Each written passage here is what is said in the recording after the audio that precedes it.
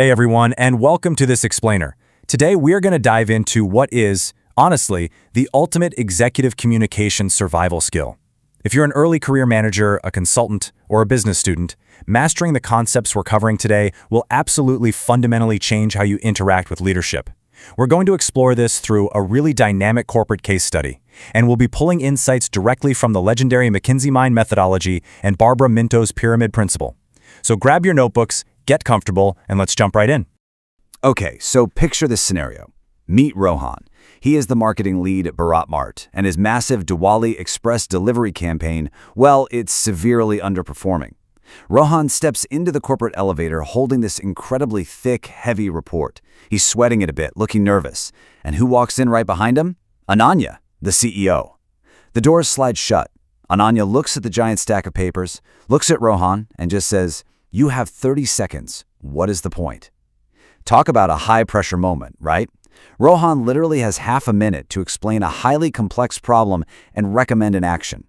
It brings us to a very real question. Can you sell your solution in a 30-second elevator ride? Let's see how Rohan actually handles it. Enter Asha. She's a razor-sharp strategy consultant who's going to act as our guide for this one. Asha steps in to explain exactly what Rohan is up against here. It's called the elevator test. And the rule in the McKinsey problem-solving methodology is simple, but man, is it brutal. Basically, if you cannot explain your solution clearly and precisely to a decision-maker during a short elevator ride, you just do not understand it well enough to sell it. To survive in this environment, your message has to be short, hyper-specific, and entirely oriented around making a decision. So how does Rohan do on his very first attempt? Well, not great. He immediately launches into this frantic explanation of the background. He's rattling off campaign data across different geographic zones, scattered facts about warehouse temperatures, and describing charts showing historical trends. Asha calls this the ready, fire, aim mentality. The big takeaway here is that most managers make the critical mistake of walking through their entire analytical journey before they actually give the answer. And you know what happens? The executive just completely checks out. They lose attention because the message is starting way too far away from the actual decision they need to make. Now notice the structural difference here. Rohan was using deductive reasoning. He was starting at the bottom with all that background and analysis, basically forcing Ananya to just wait around for the conclusion. And listen, for a time-starved executive, that approach is incredibly frustrating. What Asha teaches Rohan instead is the power of the top-down approach. It's called inductive reasoning. You state your conclusion right up front, and then you follow it with your supporting reasons. You give the answer first, and then you explain why. To really understand why this top-down communication is just so vital, we actually have to look at how the brain works.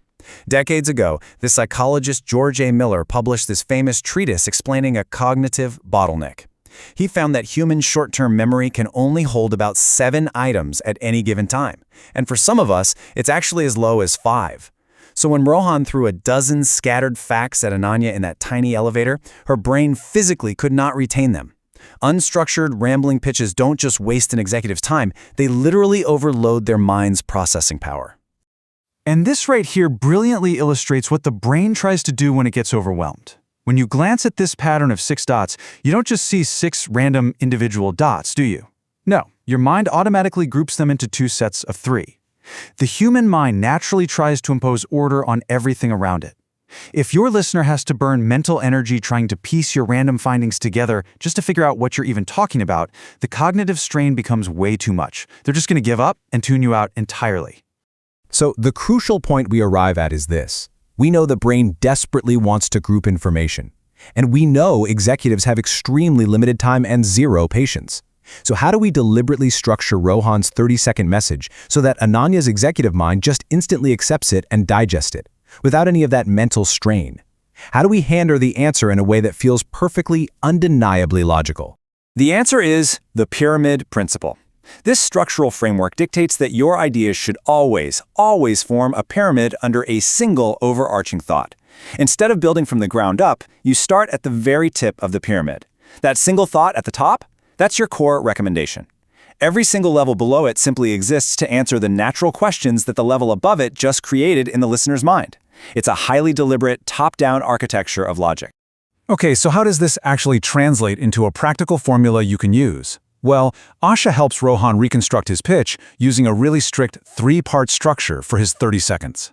Step 1, state the recommendation immediately. Step 2, group the supporting reasons. Step 3, state the immediate next action. The real learning here is that a successful pitch requires rigorous structure, not just speed. Talking a million miles an hour doesn't help at all. Short messages still desperately need logic. Let's actually look at a concrete example from our source material to see this in action. Here is a classic failed deductive pitch. A manager wants the company to buy a warehouse. Look at the flow. We use 3 criteria to judge a warehouse. This building meets those criteria, therefore buy. Honestly, if you use this structure in the elevator, the CEO is already checking their phone by the time you reach the second point. You've made them wait until the very end just to hear the word buy. Now contrast that with this brilliant inductive pitch. In this one, the manager needs the company to cut costs. Look right at the top. It is easy to cut your costs. The core action is stated immediately at the very beginning. The executive instantly thinks, oh, how? And the pyramid naturally answers that question.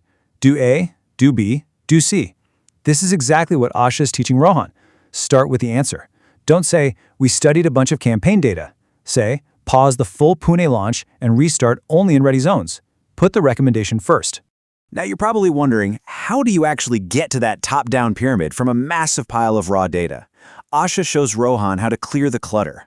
You have to distill your analytical journey. You take all your raw findings about what's going wrong, you group those into conclusions about what's actually causing the issue, and finally you distill those into top-level recommendations. Remember, the elevator pitch is not the full analysis. It is merely the doorway to the full analysis. Keep only the stuff that directly supports the immediate decision. To make absolutely sure his logic is bulletproof, Asha gives Rohan the firm rules of the pyramid structure for his supporting points. First, ideas at any level must summarize the ideas grouped directly below them. Second, ideas in each grouping have to be the exact same kind of idea. You can't mix a list of reasons with a list of action steps, for example. And third, ideas in each grouping must be logically ordered, whether that's chronologically, structurally, or by order of importance. This is what ensures the listener's brain flows effortlessly from point to point. So Rohan is practicing his new pitch, but Asha introduces one final, highly classified McKinsey tactic to ensure those elevator doors don't open to a complete disaster. It's a concept known as pre-wiring. It is basically the secret weapon of top-tier communicators, and surprisingly, it has absolutely nothing to do with what you actually say during the pitch itself. Pre-wiring simply means you never, ever surprise anyone. A truly good business pitch contains 0 shocking revelations. Before Rohan even steps into that elevator with Anya, he ideally should have floated these recommendations past key stakeholders, like maybe Mira in operations or Kabir in finance, just to request their comments.